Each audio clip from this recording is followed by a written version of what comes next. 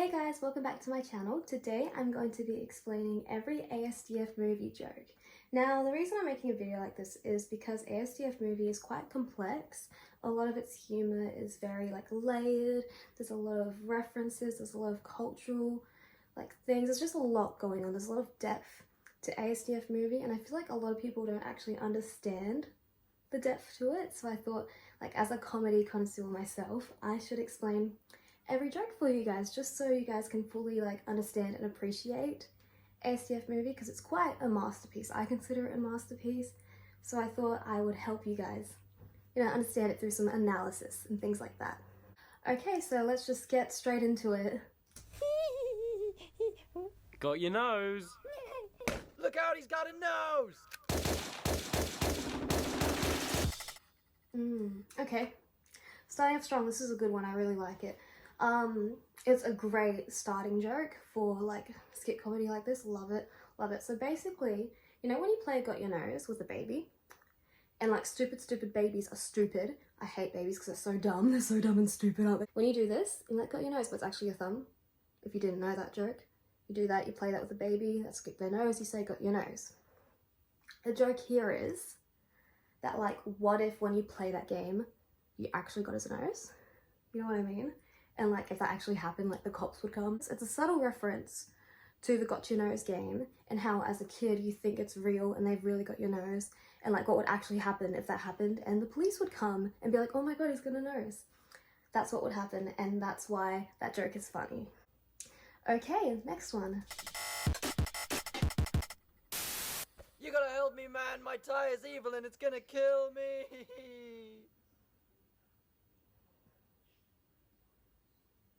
Please don't hurt me. Okay, so that was also a really good one. So ties, right? They're articles of clothing. They're not real things. They're not sentient. And they don't have the capacity to be evil. But this tie is evil. So the joke here is, if someone told you their tie was evil, you would think that they're crazy, right? So if I came up to you and said, oh my god, my tie is evil, you would be like, this guy is crazy, oh my god, psycho, and you would leave and be like, oh my god, I'm not talking to this guy. But the joke is, what if that guy was telling the truth and he wasn't crazy? So it's a bit of a what if. What if the crazy guy that thinks his clothes are evil, what if he was telling the truth, and you walked out on him oh my god, this guy's crazy, but actually the tie was evil. That's a good one. Hello, parking meter. Hello. Okay, so this one's kind of referencing back to the joke before of objects being sentient, because parking meters aren't sentient, they can't talk, but this one did. So the joke here is, when you say hello sun in the morning, what if the sun said back hello? That would be really goofy and silly if that happened. It's really funny. That's really funny because it's really goofy and silly if objects actually were sentient and talked back to you, and that's really funny. I like that one. Hey guy, hey, smell my flower.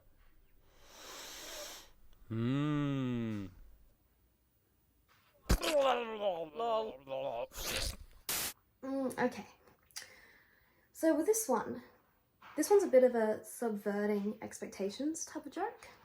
I'm quite a fan of these ones, honestly. These ones are the creme de la creme of comedy, and that's why ASDF movie is so good, because it does jokes like this really, really well.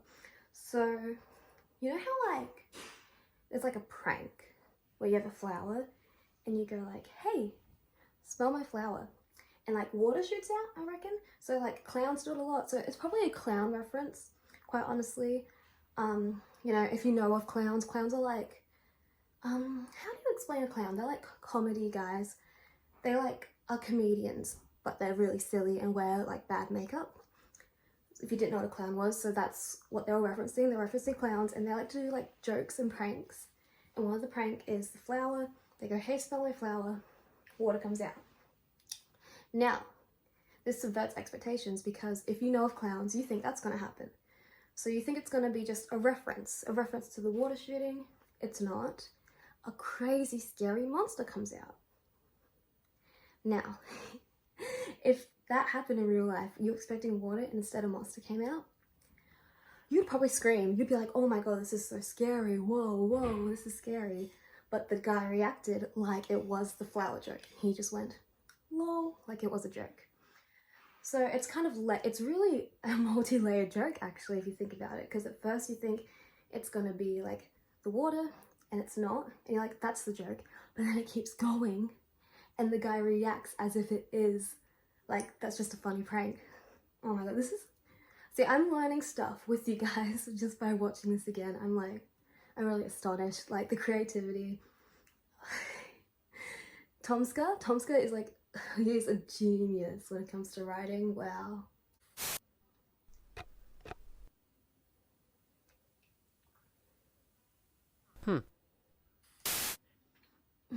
Okay.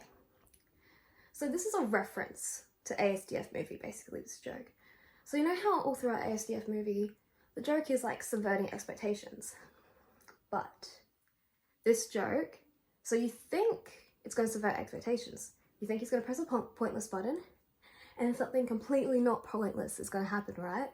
So like you think, I don't know, anything's going to happen. Something like crazy and completely like life-changing is going to happen when he presses his pointless button. But the joke here is nothing happens because it is a pointless button. It's really funny. It's like a realism joke. It's really based in reality because while all the other ones are more like absurdist and subverting expectations, this one's really funny because it's like relatable. It's relatable to real life. If you actually pressed a pointless button, nothing would happen. It's like a joke of ASDF movie in itself. It's kind of meta. It's really, really smart and really smart and meta and like a commentary basically on like ASDF movie and what you think you're gonna get versus what you actually get, which is again subverting expectations. So it's like a commentary on a commentary. It's brilliant. Genius. This needs to be taught in schools because this is like genius. Hey man, what the hell is wrong with you? Level up. Okay.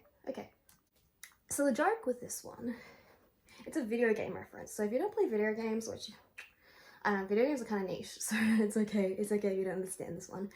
Video games, like when you hit things in a lot of video games, you get experience, EXP, and through that experience you can get levels and you can level up. So the joke here is, like, what if life was a video game? And what if when you hit people in real life, you get a level up? But like that would be so silly because life isn't a video game. And so like it's kind of like a commentary on the violence of video games at the same time because like if I hit someone in real life, I wouldn't actually get a level up, but maybe my brain would say level up because I'm so brain rotted from playing video games. And it's saying like we have to be kind to each other. We have to be nicer to each other when we're like out and about, especially if we're video game addicted because life isn't a video game and you can't just like, you can't get experience from being mean to people. It's actually the opposite. You get experience from being nice to people. Love it. That's a really good one. Somebody help me, I'm being robbed! I'll save you. Tree powers activate. Okay. So this one is a bit complex, but you know superheroes, how they always have like a very useful power. Usually like super strength, super strong, I don't know, super sense, I don't know, they're telepathic, they're smart, stuff like that. It's usually really useful to the general public. So the joke here is, what if there were superheroes that didn't have useful powers, like turning into a tree? And it would be really funny if like there was superheroes that like had pointless superpowers and like you really needed help and instead you just turned into a tree. That would be really random and funny, and like that doesn't happen in movies because they only show like really strong cool superheroes. But what if they were lame superheroes? And like, it would be like, come on, tree man and your tree powers, you know you can't help me. Oh, it's so good. That's gold. Die, potato. Okay, we're back to subverting expectations. I mean, we have been this whole time, but this one is like core subverting expectations, basically. So, you think when someone goes like, die potato, you think that you're gonna get this epic fight scene, basically, based on movies that you've seen before. But Tom Scar, the genius, actually has a potato, and real life potatoes you can just kill by standing on them, just by squishing them. You can do it right now, I dare you. Go into your cupboard, get a potato, and kill it. It's that easy. And it's like, oh, it's so genius, because you think they're gonna have this epic battle. But no, he just kills the potato like you would just kill a potato. It's like, so good. And it's a really good real life reference to like how potatoes in real life are really easy to kill, which I quite enjoy. I really like references to real life. Yum. Ah! Why would you do this?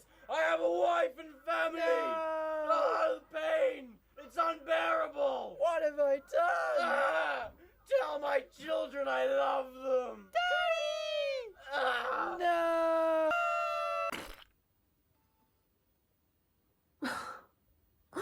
So that took a dark turn. Oh my goodness, aren't kids watching this? That's so dark. Okay, so this one is a dark humor, okay? Like, a bit edgy.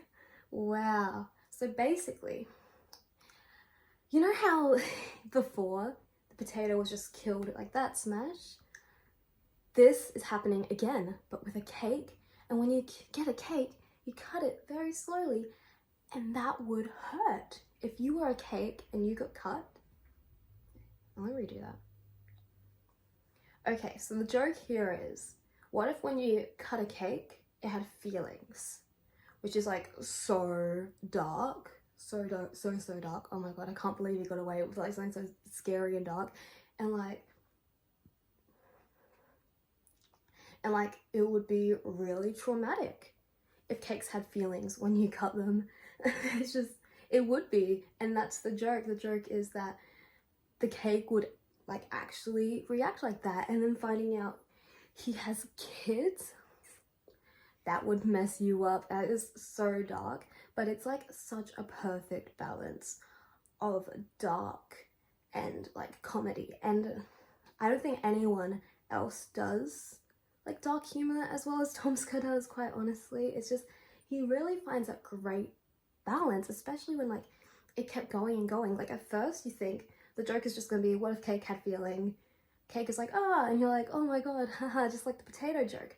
But then it keeps going, and you see like, he's like, oh my god, ah, and then like his kids are screaming. It's like traumatic, and like the joke is now a dark joke. It's not a subverting expectation joke, it's now a dark joke, which is genius. It's because like throughout the whole ASDF movie, it's coming up to this point. This is like the last joke before like the end credit scene, and you think it's all gonna be the same. It's all gonna be subverting expectations.